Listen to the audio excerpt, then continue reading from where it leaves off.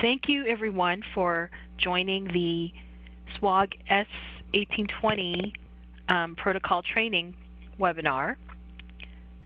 The protocol is a randomized trial of the altering intake, managing symptoms intervention for bowel dysfunction in rectal cancer survivors compared to a healthy living education control, a feasibility and preliminary efficacy study. And our intervention, the acronym is AIMS-RC.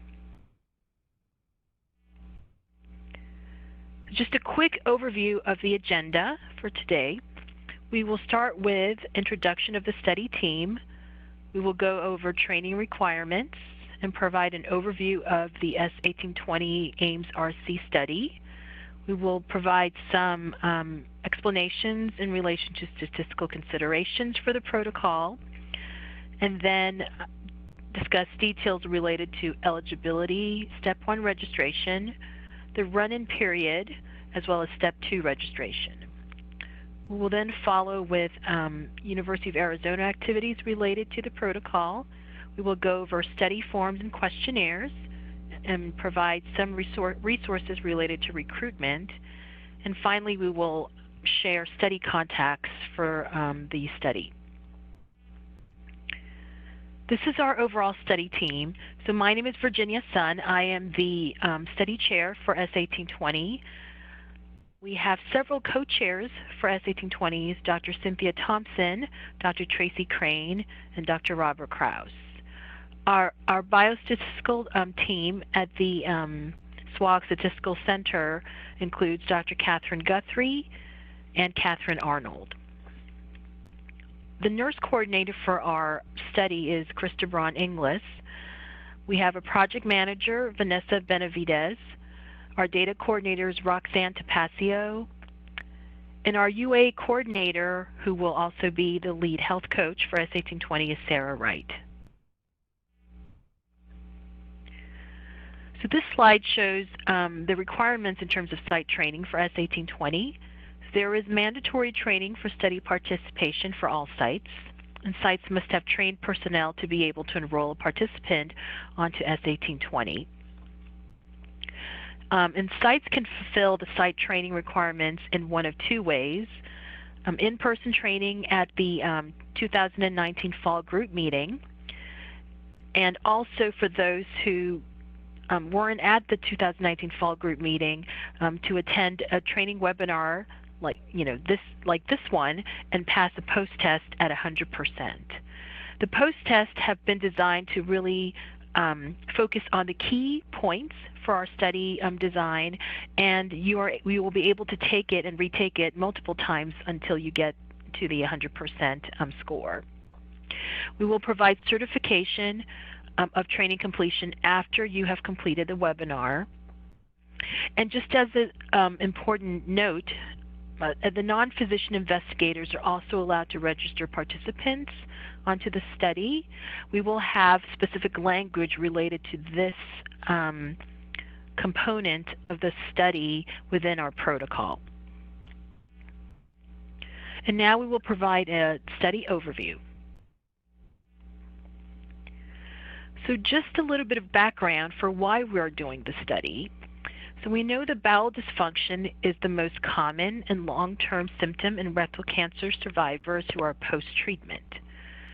And in our previous research and in the current evidence literature, diet modification is one of the most common self-management strategies for bowel dysfunction that are reported by rectal cancer survivors. But our survivors often change their diets without guidance from dietitians. Many communities and many institutions do not have dietitians available who are trained to provide guidance to our patients and our survivors. And this then results in inconsistent symptom control and poor quality of life for our survivors post-treatment. And the struggling with bowel symptom management that our rectal cancer survivors experience may serve as a barrier to healthy eating as well. And healthy eating is, based on our current evidence, a very important component for rectal cancer survivors post-treatment survivorship care. And the current literature really there is a lack of evidence for bowel dysfunction intervention that can help our survivors with their bowel symptoms. So the overall study purpose of S1820 is to test the preliminary effectiveness of a diet modification intervention, which we are calling AIMS-RC, to improve bowel dysfunction symptoms in rectal cancer survivors post-treatment completion. Our primary objective is to compare the total bowel function score as measured by the Memorial Sloan Kettering Cancer Center Bowel Function Instrument at 18 weeks between the intervention and attention control arms. Our primary endpoint is a patient-reported outcome, so this is a survey that will be completed by patients. We do have some minimal clinical data collection on the study as well, and these will be specific to GI symptoms from the CTCAE, and we only have a few selected GI symptoms from the CTCAE that we will be asking you to monitor, as well as some information related to participants' treatment history. We have several secondary objectives for the protocol. One of them is looking at feasibility, adherence, and retention and acceptability of the intervention.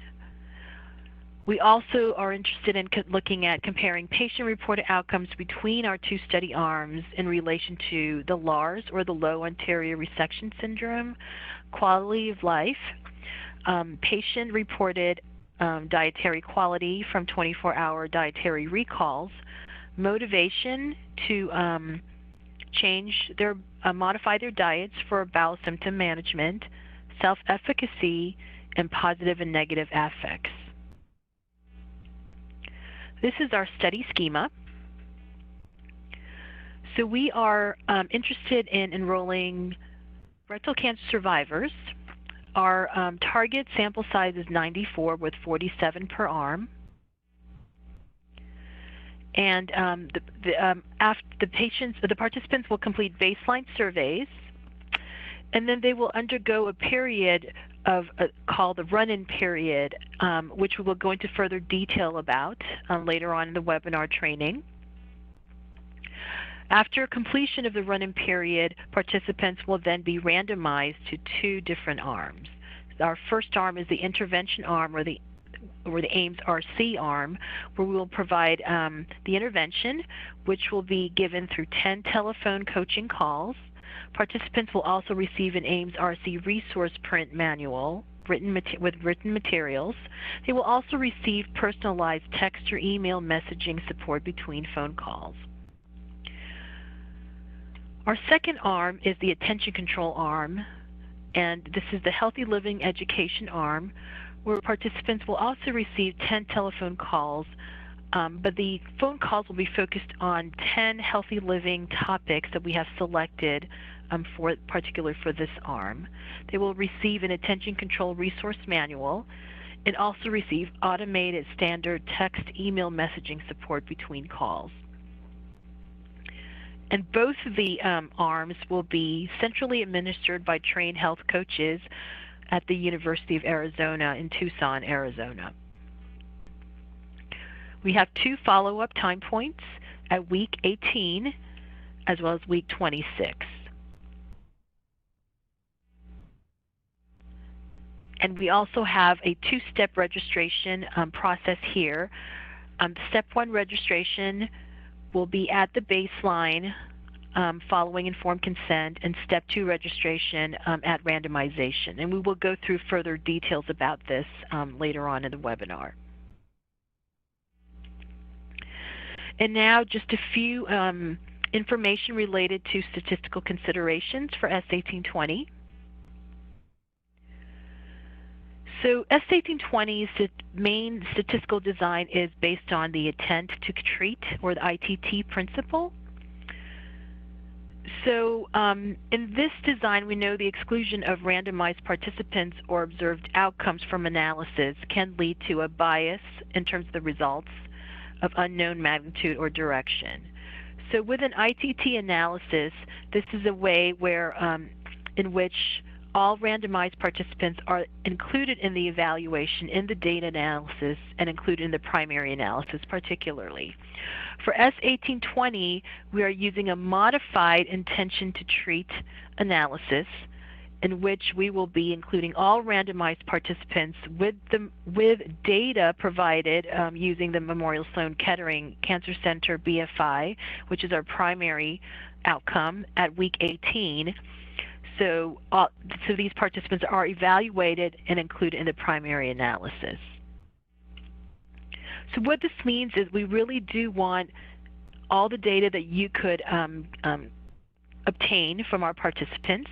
We want the data even if the participants were found to be ineligible after randomization or did not receive any coaching calls for various reasons, or they may have received the wrong coaching call content either by mistake or by going outside of the study, or they did not complete some of the PROs, with the exception again of the Memorial Sloan Kettering Cancer Center bowel function instrument, which is our primary outcome. We must have this data to be able, at 18 weeks, to be able to include the participants in the final analysis. Or in another scenario where participants refuse to comply with the protocol. So within any of these scenarios, we want all the data that you could obtain from the participants. And finally, non-adherence to a study outcome is not really a reason to discontinue follow-up. We will continue to encourage you to follow patients and gather data as much as possible from the participants. And just as a reminder, all randomized patients and participants will be followed for 26 weeks on the study. And now we'll go through the eligibility for S1820. So eligibility at the Step 1 registration component of the study procedure will include history of rectosigmoid colon cancer or rectal cancer. Participants must have a permanent ostomy or anastomosis. And any prior rectal cancer treatment are allowed for our participants to enroll on the study. Then these could be a combination of surgery, chemotherapy, or radiation. All rectal cancer treatment must be completed at least 6 months prior to registration on the study, and the participants must be registered no more than 24 months post-treatment. There will be more details on eligibility in Protocol Section 5.0. Other eligibility criteria include for our anastomosis participants only, they will need a LARS score or a low anterior resection syndrome score of 21 to 42, and this indicates that they have reported a moderate to severe symptoms related to bowel dysfunction within 5 calendars prior to their registration. Completion of all baseline questionnaires within 5 days of prior to registration is part of the eligibility criteria, and we are focusing really on patients who can read, write, and speak English.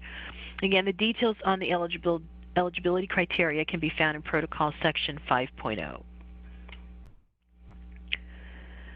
So for registration at Step 1, this is the procedure. So participants will be consented, and then baseline questionnaires will be administered. Then we will ask you to complete the S1820 patient contact form. And this contact form really provides the information, telephone contact information, and just contact information from the sites as well that we can use for our health coaches at the University of Arizona to contact patients for study procedure purposes. The sites will then give the run-in packet to the participants. This will be a packet that will be sent to the sites. We will provide you with many of these run-in packets that you can provide to the participants. Then participants can be registered to Step 1 and CTSU Open. During the registration, please specify whether the participant has a permanent ostomy or an anastomosis. You will then submit the S1820 patient contact form to the University of Arizona using a secure REDCap link. And all of this detailed information can be found in Protocol Section 7.0. And now I will introduce Sarah Wright, who is the University of Arizona coordinator, who will talk to you about run-in period and Step 2 registration. Okay, hi everyone. This is Sarah. As Dr. Sun just announced, I'm the study coordinator at the University of Arizona. I'll be working closely with clinics during the run-in and the intervention. So I'm going to take over here and just talk a little bit more about what will happen during these two distinct phases. So just to open, I want to talk a little bit about the run-in and its purpose and some of the materials. So at Step 1 registration, which Dr. Sun just discussed, the run-in period begins. So the run-in is a screening process to reduce our enrollment of participants who may not be the best fit for the study and just long-term improve our retention. For the run-in, participants will be asked to complete a series of activities. Those who complete all of the activities will go on to Step 2 of the study, which will be discussed shortly. The materials for this part of the study are known as the run-in packet. It's a spiral-bound notebook and a return envelope. As Dr. Sun just mentioned, you'll get a pack of these mailed to clinics from the University of Arizona when you are ready to begin recruitment. And inside that spiral-bound notebook, participants will find a food and symptom diary with instructions, information on that they'll need to complete the 24-hour dietary recalls over the phone with University of Arizona staff, and then blank copies of the bowel function instrument, the ostomy and anastomosis versions, which will help participants complete these questionnaires over the phone with us as well. Basically, all of the resources they should need for the run-in period are provided in that packet. And I just want to note here as well that as clinics, you're not responsible for going over the run-in materials. Just handing the participant the packet and let them know they'll receive a telephone call from U of A within 2 to 3 days, and we'll go over it in much more detail, and they don't need to do anything until that time.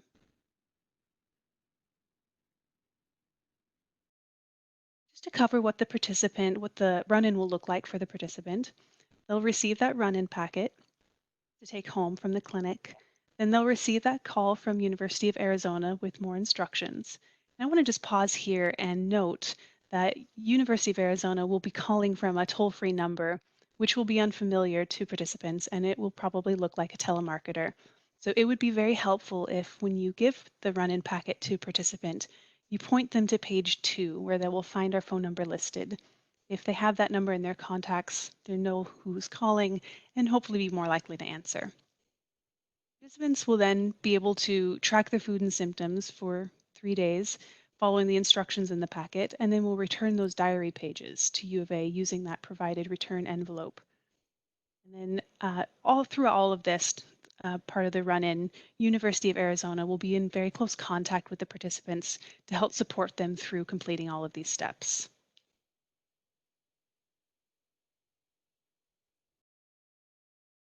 On the flip side, from the University of Arizona's perspective, the run-in will look like this.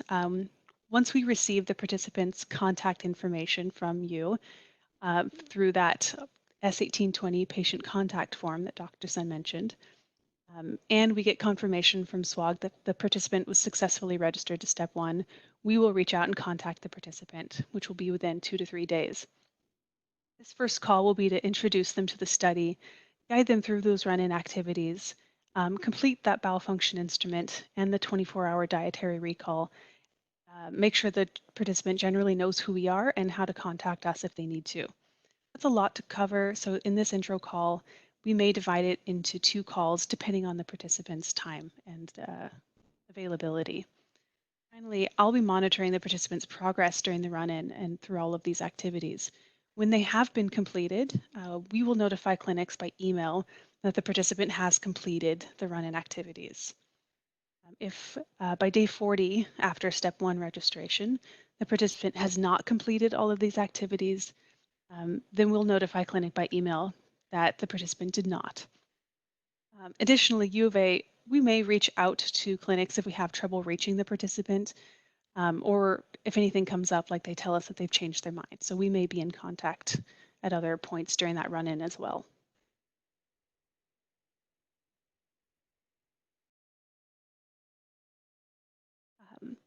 Regarding the eligibility for step 2, clinics are responsible for determining the participant's eligibility ultimately, and they must meet all of the eligibility criteria from step 1 that we covered earlier.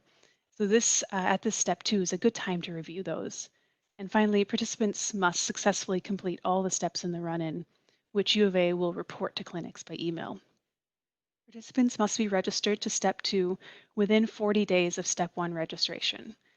If for any reason they don't meet the criteria for step 2 registration, clinics must submit the S1820 pre-randomization off-study form. And U of A will be notified by SWOG if that form is submitted, so we won't attempt to contact the participant after we get that notification.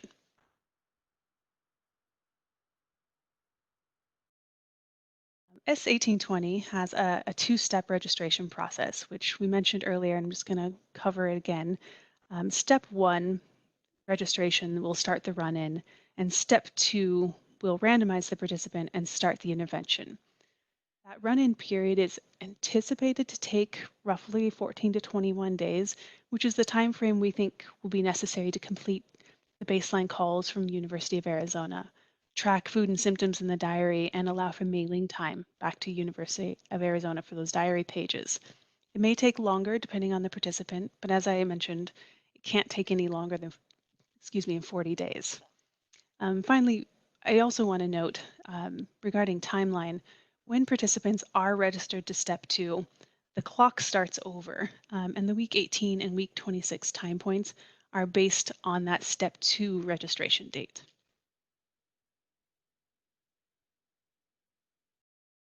Step 2 registration includes the randomization. So when the participant is registered to step 2 in open, randomization will occur and SWOG will be notified. There's no additional notification steps for clinics at this time point after that step 2 registration in open. SWOG will notify University of Arizona, and University of Arizona will contact the participant to let them know that they've been randomized and get them started with their coach. Okay, so some key takeaways from this section about that time from step 1 to step 2 registration. The biggest point here is that communication really is key. There's a lot of moving parts, and keeping an open line of communication between clinics and the University of Arizona will be really critical to the flow of the study. An important part of that communication flow is within 24 hours of step 1 registration, which is, it's an unusual step, and that's that time period that clinics must submit the S1820 patient contact form. It'll be submitted through a survey link. In the protocol, you'll find that link. Without that form, University of Arizona has no information about the participant, and we cannot begin the run-in. So that's a critical communication point.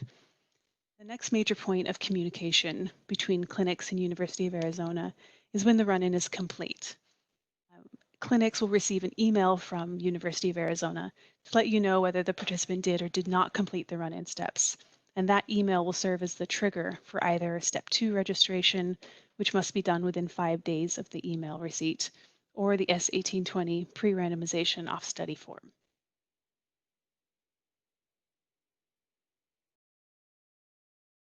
Okay, so I'm just going to shift gears a little bit here and quickly review what happens at the University of Arizona after step 2 registration. As mentioned earlier, University of Arizona will be notified of the participants' randomization. So this is a 2-arm study. Arm 1 is the intervention, also called AIMS-RC arm, and participants randomized here will receive telephone coaching on diet modification. This coaching is provided by a trained health coach and will utilize a motivation and problem-solving methodology to build their self-efficacy, knowledge, skills, and motivation. Arm 2 is an attention control arm, and participants randomized here will receive telephone coaching on general healthy living. This coaching will be provided by a different trained health coach, and will focus just on that health education. Both arms will receive 10 telephone coaching sessions following the same timeline and pattern. The calls are on a sliding scale, with the first 6 being delivered weekly, 7th and 8th every other week, and then finally the 9th and 10th calls will be monthly. So in total, this should take approximately 18 weeks to complete all calls.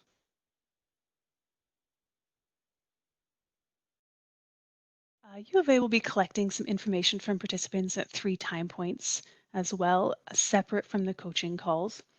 At baseline, during the run-in, weeks 18 and 26, the bowel function instrument and the 24-hour dietary recall will be administered by telephone from the University of Arizona. During the run-in, we'll also collect the food and symptom diary pages by return mail. And I just want to note briefly here that the dietary recall and bowel function instrument will be completed by U of A staff, but it will not be completed by the health coaches. Trained separate research staff will be responsible for those calls.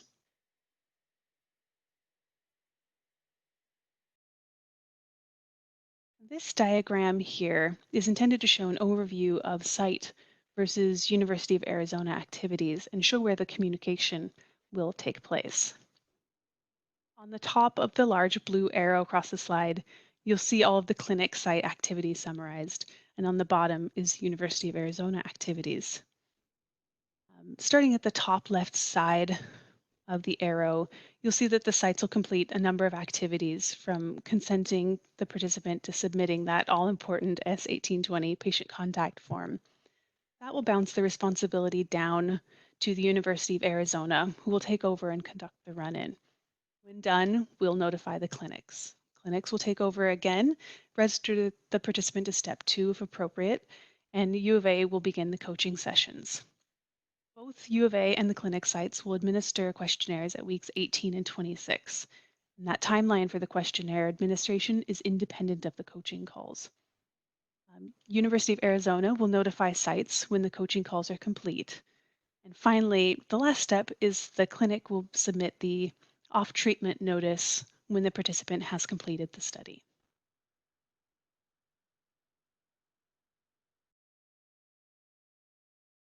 Just to review some of the key points about U of A and the site responsibilities, University of Arizona is responsible for conducting the run-in, notifying clinics about the run-in status, conducting the coaching sessions, and finally notifying the clinic when the coaching sessions are done. Clinic sites are responsible for consenting and registering the participant to step 1, completing baseline questionnaires, giving the participant the run-in packet. As a, again, reminder, please point participants to our phone number on page 2 in that run-in packet. Sites will then register the participant to step 2 and will administer questionnaires at weeks 18 and 26. And finally, sites will submit all study data to RAVE. The final point I want to leave you with before handing it over to my colleague is that with this study, communication is key.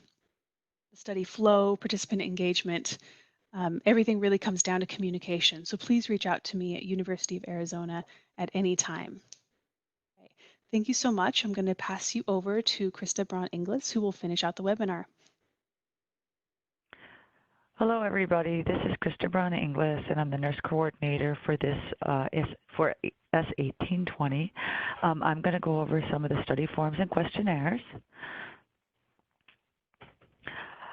First, let's talk about some data submission time points again with registration to step 1. Once the patient signs consent, we do want notification that the participant did sign consent, and within 1 business day, within 24 hours or 1 business day after the patient's clinic visit. Registration step 2, there's really no participant visit or contact required. This has to do specifically with when you receive the information back from the University of Arizona via email, and this registration step 2 has to happen within 5 days of receiving that email. And then the next data submission point is not until week 18. And as Sarah said just recently, and I believe Dr. Sun explained as well, the actual clock starts over again with registration step 2.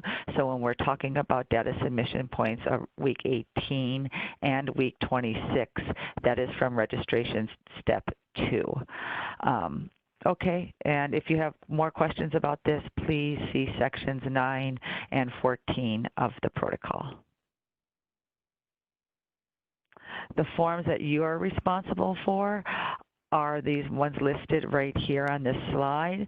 As we've said multiple times, that patient contact form that is initiated at registration step 1 is extremely important because that starts the flow to Arizona. If you don't submit that form to Arizona via REDCap, they have no idea that the patient signed consent and was registered on the study. Next, another form that you're responsible for is the on-study form. The cover sheet for the patient completed questionnaires. This is kind of key, and I'll go over this in a little while. The pre-randomization off-study form, that form will only be necessary if the patient didn't reach the run, didn't complete the run-in and needs to come off study at registration step 2. The follow-up form, the off-treatment notice, which happens at the end, and the investigator symptom assessment form, which Dr. Sun briefly talked about at the beginning of this webinar. Now, the participant questionnaires, these are the questionnaires that the participant is involved in. First, the LARS, and just to point out, this is for anastomosis patients only, and the LARS has to be administered orally, so this is not something you hand to the patient. We'll review this in a little bit. The quality of life form, and we just want to point out, this is why there's a red asterisk there, that there's a different form for anastomosis or ostomy patients. This is S1820, reasons for managing bowel health, the positive and negative effect schedule, or the PANAS-SF, the PANAS short form, the S1820 baseline questionnaire. This is another one of those forms that has anastomosis or ostomy, so please pick the right form. The acceptability of intervention measure, which is at the end, and of course the run-in packet that you just distribute to the patient, and you distribute that to the patient at registration step 1. And just to know, the run-in packet is not submitted in RAVE. Everything from the run-in packet University of Arizona deals with. Okay, next slide, please. It's good to educate the patient about how long the questionnaires will be. The initial questionnaire should take about 45 minutes. The follow-up questionnaire should take about 30 minutes. The initial questionnaire should be completed in the clinic if possible, but the follow-up questionnaires can be completed via phone call if the patient's follow-up appointment doesn't correlate with the study follow-up points. And you can see section 15 of the protocol for further clarification of this. Just to touch on some forms with special instructions. Again, we're going to hammer this patient contact form home. The patient contact form needs to be filled out within 24 hours after step 1 registration. It should be completed and submitted to UA via REDCap. See section 7 in the protocol for specifics. Next slide, please. The S1820 pre-randomization form. This form would be if the patient went off study at registration step 2. Patient, this is a patient that would not meet the run-in, and otherwise you would not need to use this form. Again, this form is only used for patients that won't be registered and randomized, and patients that did not meet the run-in. The cover sheet for participant completed questionnaires. This is very important because it helps to organize and know that you've gotten all your questionnaires completed. This form will be necessary at registration step 1, week 18, and week 26, and it needs to be submitted with the questionnaires. The LARS, now this form is very important. This tool you need to score and submit. Patient actually has to score a moderate or severe bowel symptoms to be eligible for the study at registration step 1.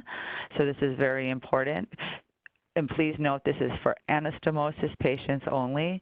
This is not for patients with ostomies. Administering the LARS, as I said in the previous slide, it's for anastomosis patients only. It must be administered orally by staff. There's one response for each question. All questions have to be answered in order to have a valid score. You need to score each question, add them up, and then look for the values for interpretation at the bottom of the form. And then mark the range. So I think it's mild, moderate, severe when you add up the answers. The other thing about the LARS, next slide, please. Hang on, I'll go over the LARS when we get to that slide. This is the baseline questionnaire, and when we talk about the baseline questionnaire, we're really looking at making sure you pick the right baseline questionnaire for ostomy or anastomosis. The quality of life, this is important again because it's an ostomy or anastomosis form. This is done at registration step 1, week 18 and week 26. Key study points, data submission for you guys in the clinics happens at step 1, registration.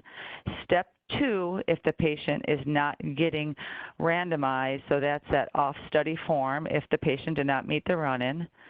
Weeks 18 and weeks 26, administer the LARS orally. Something I did want to say about the LARS is that please look at the form before you actually use it with the patient, because some of the language is not our typical language that we may use for asking patients questions. I believe one of the questions is, how often do you open your bowels?